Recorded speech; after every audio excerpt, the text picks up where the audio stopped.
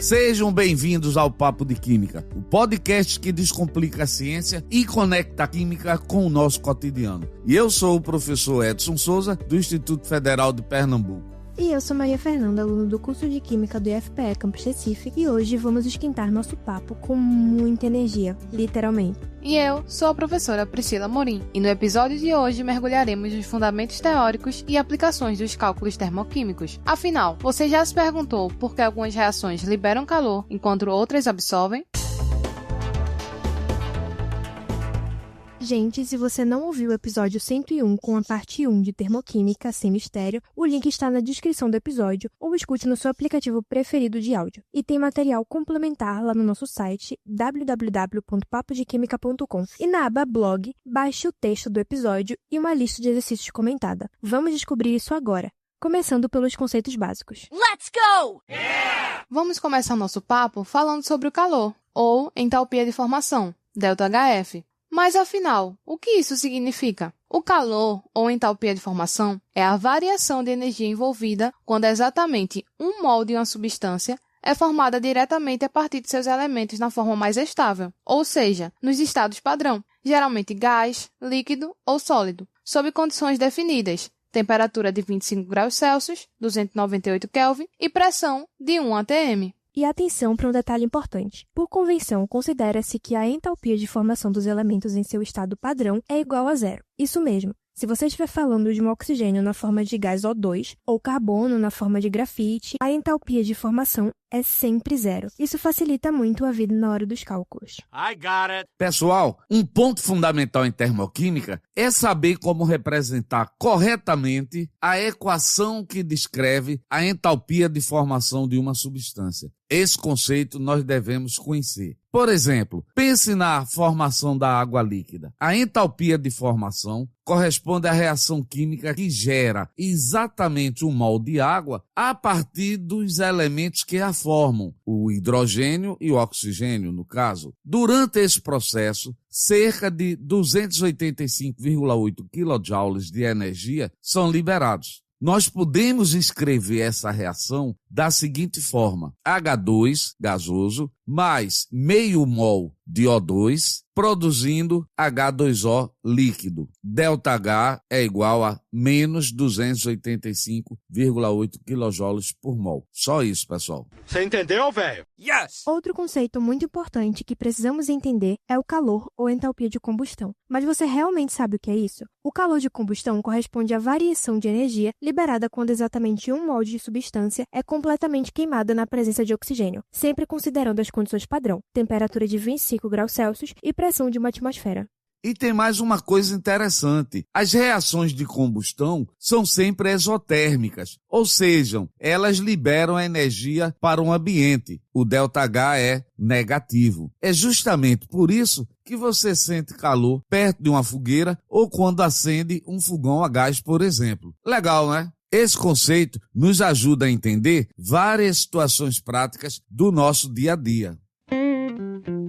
Gente, agora uma dica valiosa para você escrever corretamente as reações de combustão de hidrocarbonetos e compostos orgânicos oxigenados. Basta lembrar que, numa combustão completa, os produtos formados são sempre os mesmos: gás carbônico, CO2 e água, H2O. Simples assim. Então, não importa se você está lidando com gasolina, álcool, gás natural ou qualquer outro composto orgânico. Quando ocorre a combustão completa, o resultado é sempre gás carbônico, CO2 e água, H2O. Gente, isso facilita muito na hora da gente montar as equações químicas. Pode testar com diversos compostos e você vai ver como funciona direitinho. Agora, vamos entender melhor esse conceito com um exemplo prático. Pegue o gás metano, um hidrocarboneto muito conhecido, que tem fórmula CH4. A combustão completa do metano, como já comentamos, produz gás carbônico, CO2, e água, H2O. Então, podemos representar essa reação por meio da seguinte equação química: CH4 gasoso mais 2 mols de O2 gasoso reagem formando CO2 gasoso mais 2 mols de H2O líquido, com entalpia de combustão igual a menos 890 kJ/mol. Mas o que exatamente isso significa?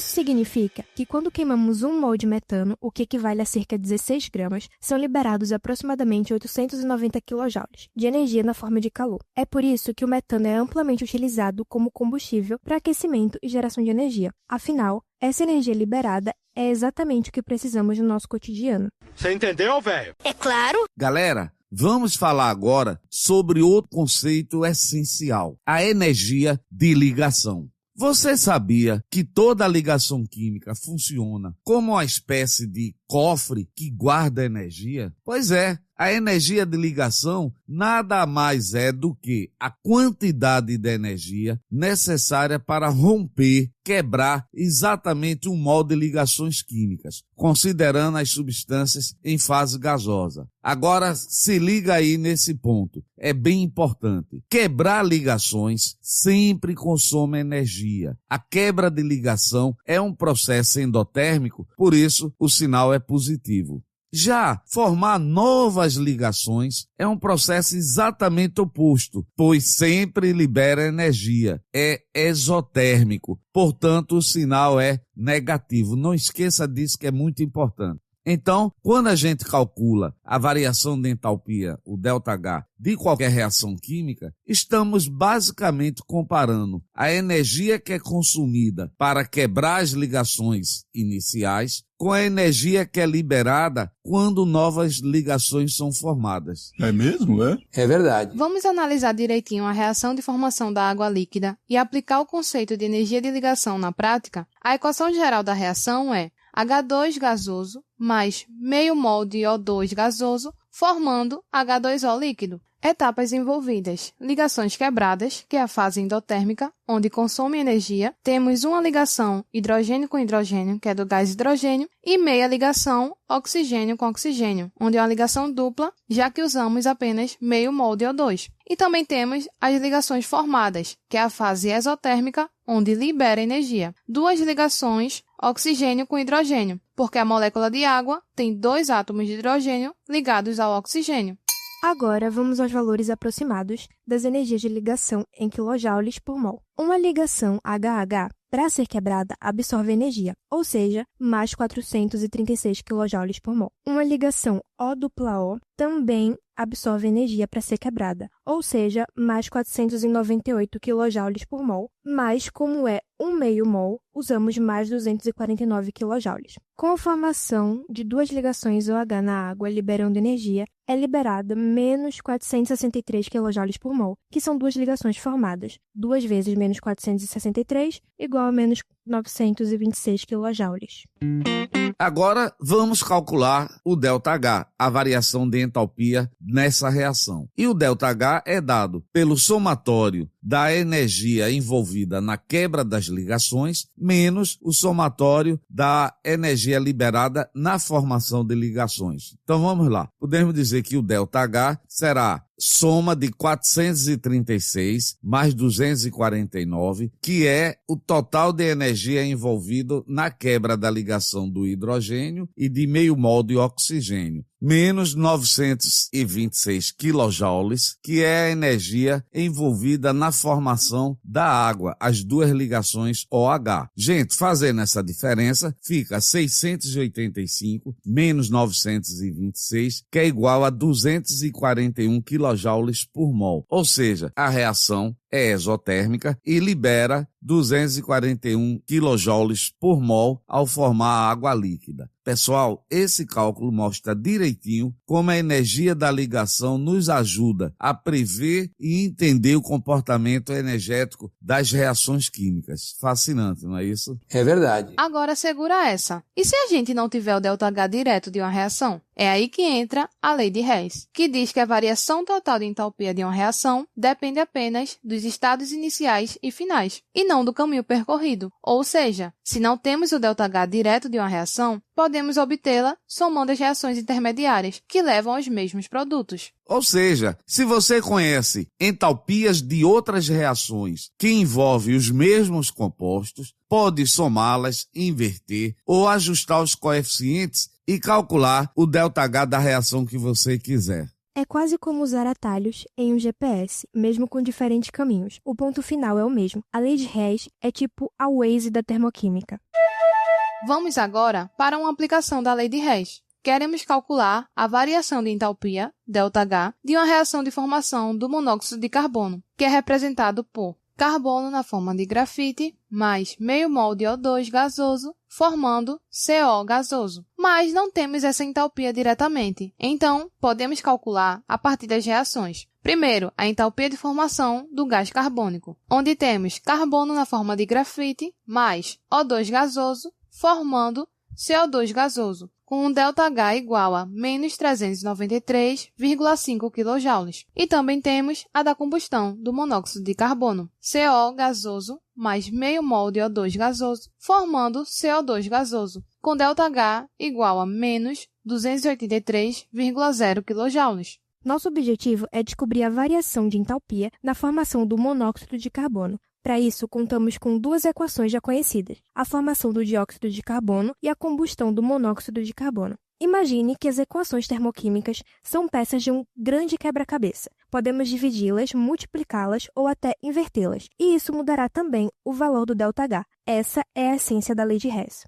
Então, antes de começar a montagem, vamos identificar nas equações dadas quais substâncias aparecem na reação-alvo, o problema, em que quantidade e onde elas estão, reagentes ou produtos. Com esse mapa em mãos, ajustamos cada equação, multiplicando, invertendo ou somando, até que todas as peças se encaixem, revelando o ΔH da formação do monóxido de carbono, de maneira clara e direta. Então, prontos para encaixar as peças? Vamos lá! Então, gente, vamos lá com calma, é só organizar os dados. Nós temos a equação problema, que é o carbono grafite mais meio mol de oxigênio gasoso, produzindo 1 mol do CO, o monóxido de carbono gasoso, que era o ΔH dessa equação. Então, vamos olhar as duas equações que nós temos. A equação 1, o carbono grafite vai se combinar com o oxigênio gasoso para produzir o gás carbônico. O ΔH é menos 393,5 kJ. Gente, nessa equação, o carbono grafite e o oxigênio estão no mesmo lado da equação problema. Então, eu devo repetir literalmente, escrever de novo essa equação sem alterar nada. Na equação 2, nós temos que o monóxido de carbono está no lado dos reagentes, mas eu preciso, na equação problema, do CO no lado dos produtos. Então, gente, vamos repetir essa equação 2, só que invertendo, ou seja, quem é reagente passa a ser produto, quem é produto passa a ser reagente. Então, a equação 2 invertida ficará CO2 gasoso produzindo CO gasoso mais meio mol de oxigênio gasoso. E o ΔH, como eu inverti, ficará mais 283 kJ. Gente, agora é só somar essas duas equações. Lembrando que na equação 1, o CO2 está no lado dos produtos, 1 mol. E na equação 2, eu tenho também 1 mol do gás carbônico, CO2, só que no lado dos reagentes. Então podemos cancelar. Quando olhamos o oxigênio, na equação 1 tem 1 mol de oxigênio no lado dos reagentes. E na equação 2, que foi invertida, tem meio mol de oxigênio no lado dos produtos. Então eu posso cancelar e ainda vai sobrar meio mol de oxigênio no lado dos reagentes. Feitas essas duas operações, vamos somar agora o que é que sobrou. O carbono grafite mais meio mol de oxigênio gasoso, produzindo 1 mol do CO gasoso. E o ΔH agora é só somar. Na primeira equação, menos 393,5 mais 283 da segunda equação. E o saldo é menos 110,5 kJ. Gente, é simples assim. É um jeito tranquilo e sem complicação quando a gente usa a lei de Hess e descobre o ΔH da equação, ok? Então, o resultado final, menos 110,5 kJ por mol do monóxido de carbono formado. Você entendeu, velho? Certamente que sim. E tudo isso não é só para passar no Enem, viu? A lei de Hess e a termoquímica estão presentes na indústria, na produção de combustíveis, no metabolismo, até no cálculo de calorias dos alimentos. Na indústria química, por exemplo, ela ajuda a planejar reações mais eficientes com menor gasto energético. E no nosso corpo, o processo de combustão dos alimentos segue o mesmo raciocínio, entalpia de combustão. Até nos plásticos biodegradáveis entra a termoquímica, na hora de comparar a energia gasta e liberada em sua decomposição. Tudo gira em torno da energia. Antes de encerrar, bora responder rapidinho algumas dúvidas comuns que os ouvintes podem ter. Primeiro, a entalpia é a mesma coisa que calor? Não, calor é a energia em trânsito. Entalpia é o conteúdo energético total de um sistema. Segunda pergunta, toda reação exotérmica é espontânea? Não, espontaneidade envolve também a entropia e a energia livre de Gibbs. Terceiro, a lei de Hess funciona com qualquer reação química? Sim, desde que a gente tenha os dados corretos e as equações balanceadas. E aí, curtiram esse mergulho na energia das reações? Esperamos que agora a termoquímica esteja um pouco menos misteriosa e muito mais interessante. Gente, dúvidas, comentários ou sugestões, fala com a gente no Insta, @papodequimica_, ou pelo nosso e-mail, podcast@papodequimica.com. Até o próximo episódio, pessoal. Tchau, tchau. Então, se você aprendeu alguma coisa nova hoje, compartilhe esse episódio com seus colegas, seu professor ou até aquele amigo que jura que química é difícil. E corre lá no nosso site www.papodequimica.com porque tem material extra e o texto completo desse episódio na aba blog. Até a próxima, pessoal. Um super beijo.